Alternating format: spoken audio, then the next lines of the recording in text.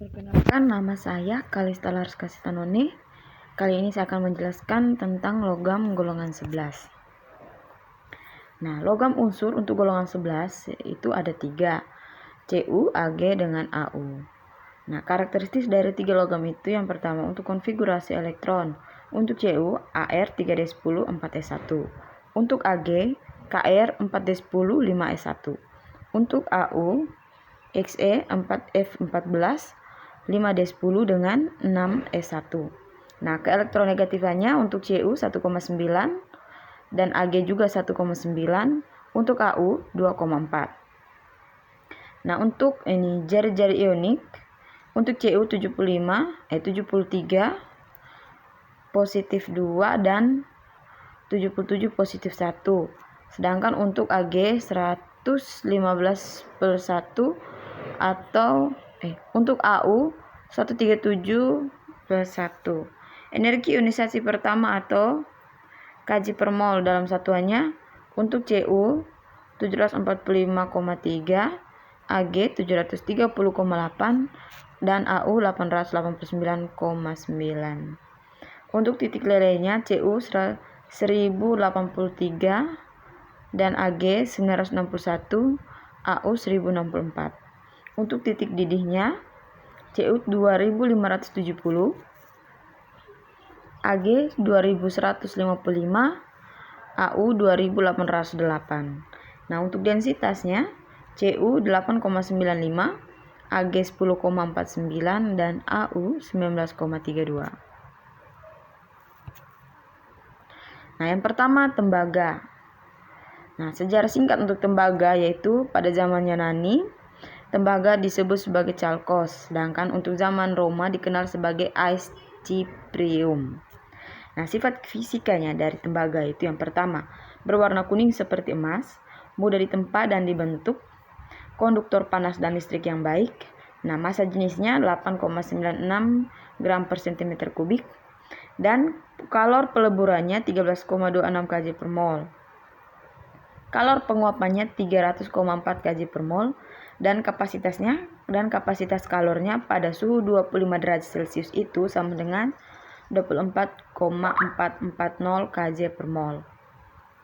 Nah, sifat kimia dari tembaga atau Cu yaitu yang pertama memiliki nomor massa atom masing-masing 29 dan 63,546 gram per cm kubik.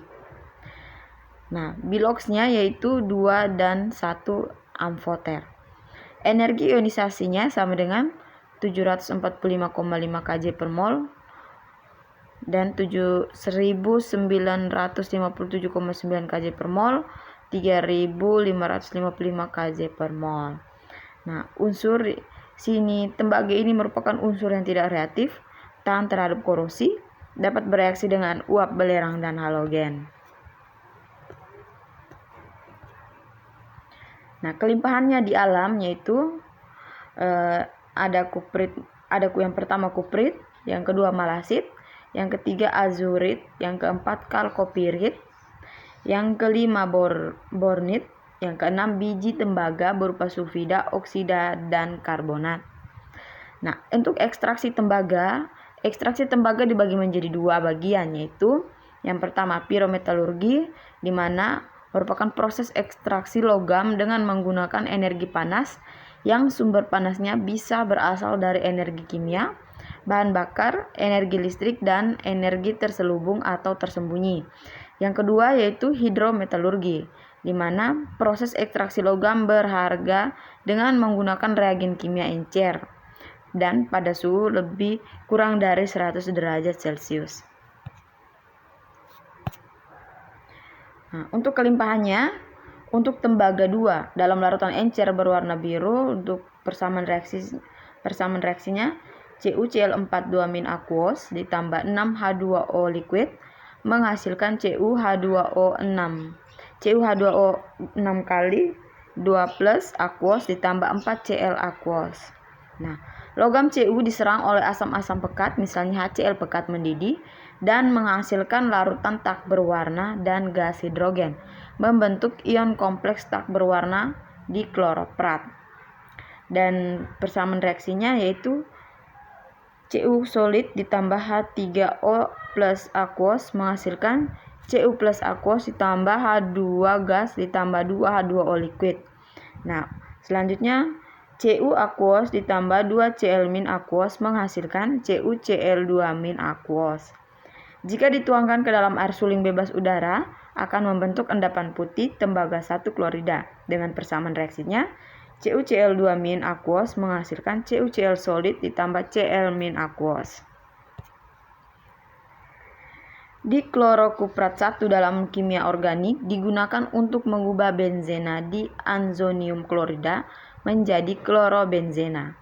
Dengan persamaan reaksinya, C6H5N2 plus Cl min aquos menghasilkan dengan bantuan CuCl2 menghasilkan C6H5Cl liquid ditambah N2 gas. Senyawa tembaga 1 tidak berwarna karena ionnya memiliki konfigurasi elektron penuh 3D. Dalam larutan air, ion tembaga 1 terhidrat bersifat tidak stabil dan mengalami disproporsional menjadi ion tembaga 2. Dengan persamaan reaksinya, 2Cu plus aquos menghasilkan Cu2 plus aquos ditambah Cu solid. Aplikasi tembaga yang pertama dalam bidang industri, yaitu untuk berbagai alat listrik dan rumah tangga, komponen utama pelengkap handphone dan komputer serta elektronik, komponen pembuat perhiasan, dan salah satu bahan pembuat uang logam, dapat digunakan sebagai racun, digunakan sebagai algisida atau pembunuh ganggang. Nah, campuran tembaga sebagai bahan pembuat logam lainnya. Yang terakhir sebagai campuran untuk menghilangkan belerang. Sedangkan aplikasi tembaga dalam kehidupan sehari-hari yaitu yang pertama pengantar panas, yang kedua bahan pembuat perhiasan dan alat rumah tangga, yang ketiga menjadi pewarna, yang keempat pembunuh serangga dan hama, dan yang kelima atau terakhir pembuat sutra. Nah, untuk perak atau Ag. Perak dalam bahasa Latin itu argentum atau sama dengan perak. Perak muncul secara alami dalam biji-biji timah, timbal, tembaga, emas, dan perunggu nikel merupakan sumber-sumber penting untuk menambang perak. Sifat fisika dari perak itu yang pertama, warnanya itu warna putih mengkilap, warna logam putih mengkilap, kemudian massa jenisnya 10,49 gram per cm kubik. Titik leburnya 1234,93 Kelvin atau di bawah dalam Celsiusnya 961,78 Celsius, dan kalau dalam Fahrenheitnya itu 1763,2 Fahrenheit. Titik didihnya 2435 Kelvin.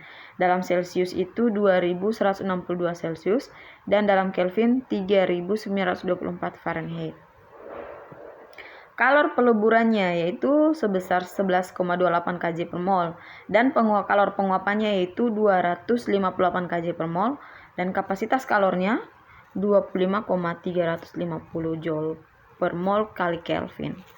Untuk sifat kimianya, atom Ag yaitu 107,8682 gram per mol. Namanya perak, lambangnya Ag dan nomor atomnya 47. Biloxnya itu bilox 1 dengan oksida amfoter. Massa konfigurasi elektron atau konfigurasi elektronnya yaitu Kr 4d10 5s1. Elektronegativitasnya 1,93 dalam skala Pauling. Energi ionisasi pertama sebesar 731 kJ per mol dan struktur kristalnya berbentuk kubus berpusat. Nah, persenyawaannya. Yang pertama dapat membentuk senyawa perak nitrat atau AgNH3 2 kali. Dapat bersenyawa dengan unsur golongan halogen yaitu F, Cl, dan Br membentuk AgX atau misalnya AgF, AgCl atau AgBr. Nah, kegunaannya yang pertama, perak digunakan untuk perhiasan perabot perak. Dan yang kedua, perak juga digunakan sebagai campuran logam pengganti gigi, solder, kontak listrik, dan baterai perak timah. Logam perak berfungsi sebagai penangkal infeksi bakteri. Ekstraksi dari perak. Yang pertama, salah satu metode ekstraksi logam melibatkan permukaan Ag2S dengan larutan natrium sianida dan teraerasi. Dalam proses ini, garam perak diekstraksi sebagai ion kompleks disianorgentat 1 atau dalam rumus kimianya AgCN2-. Yang kedua, penambahan logam zinc mengakibatkan terjadinya reaksi pendesakan tunggal ion Ag oleh zinc, membentuk ion kompleks yang sangat stabil. Dan yang terakhir yaitu pemurnian perak dapat dilakukan secara elektrolisis dengan elektrolit perak nitrat yang disarankan. Dan yang terakhir adalah emas atau aurum. Sejarah dari emas. Emas berasal dari bahasa Yunani atau chrysos, dan Latinnya aurum, dan Inggris kunonya itu gold. Biasa kita pakai itu kalau dalam sistem periodiknya AU atau aurum menggunakan bahasa Latin. Nah, emas dalam sejarah perkembangan sistem ekonomi dunia sudah dikenal sejak tahun 40.000 sebelum Masehi. Hal itu ditandai penemuan emas dalam bentuk kepingan di Spanyol yang saat itu digunakan sebagai Paleolithic man. Nah, sumber dari emas. Yang pertama, emas bersumber dari magmatisme atau pengkonsentrasian di permukaan. Dan yang kedua, di kerak bumi sebesar 0,004 pm. Dan banyak ditemukan di nugget emas atau serbuk di bebatuan dan seringnya dipisahkan dari bebatuan dan mineral-mineral lainnya dengan proses penambangan. Sekitar 2/3 produksi emas di dunia berasal dari Afrika Selatan. Dan yang terakhir, emas terkandung pula di air laut sekitar 0,1 sampai 2 mg per ton, tergantung di mana sampel air lautnya diambil. Sifat fisika dari emas. Yang pertama, densitasnya sebesar 19,3 gram per cm kubik. Titik lelehnya 1064 derajat Celcius. Titik didihnya 2808 derajat Celcius. Dan ia berada dalam fasa padat dan berwarna kuning mengkilap. Sifat kimianya yaitu yang pertama, nomor atom sebesar 79, nomor masanya 196,97, elektronegativitasnya 2,4 dalam skala Pauling, dan jari-jari metaliknya sebesar 1444 ppm. Jari-jari ioniknya sebesar 137 ppm. Energi ionisasi pertamanya yaitu sebesar 889,9 dan energi ionisasi keduanya 1980. Konfigurasi elektron dari emas yaitu Xe, F4F14, 5d10, 6s1, dan bilosnya yaitu 3,1 dan struktur kristalnya mengikuti kubus berpusat muka. Persenyawaan dari emas. Emas hanya memiliki satu isotop stabil yaitu 197 aurum yang juga merupakan satu-satunya isotop alami. 36 radioisotop telah disintesis yang memiliki massa atom berkisar 169 sampai dengan 205. Emas paling tidak stabil adalah 171 AU atau aurum yang meluruh oleh emisi proton dengan waktu paruh 30. Salah satu senyawa emas yang paling umum dikenal yaitu emas 3 klorida atau AuCl3 yang dapat dibuat dengan mereaksikan secara langsung kedua unsur bersama menurut persamaan reaksinya yaitu 2 AU solid ditambah 3 Cl2 gas menghasilkan 2 AuCl3 solid. Nah, senyawa ini dapat larut dalam asam hidroklorida pekat menghasilkan ion tetrakloroaurat 3 atau AuCl4-.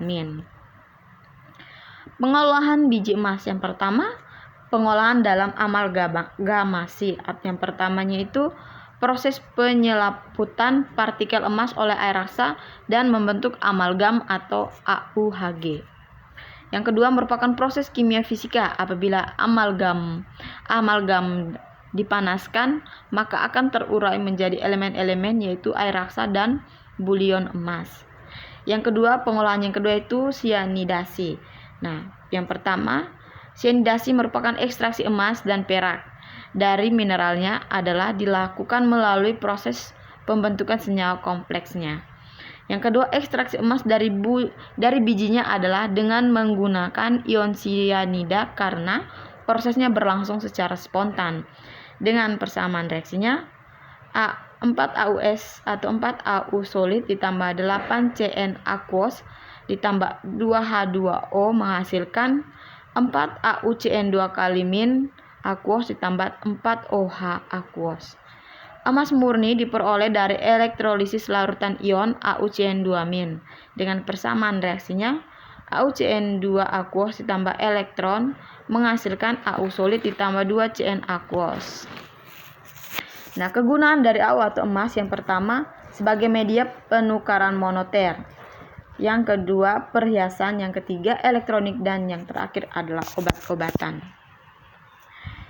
Nah, sekian penjelasan untuk materi logam golongan 11 dan terima kasih.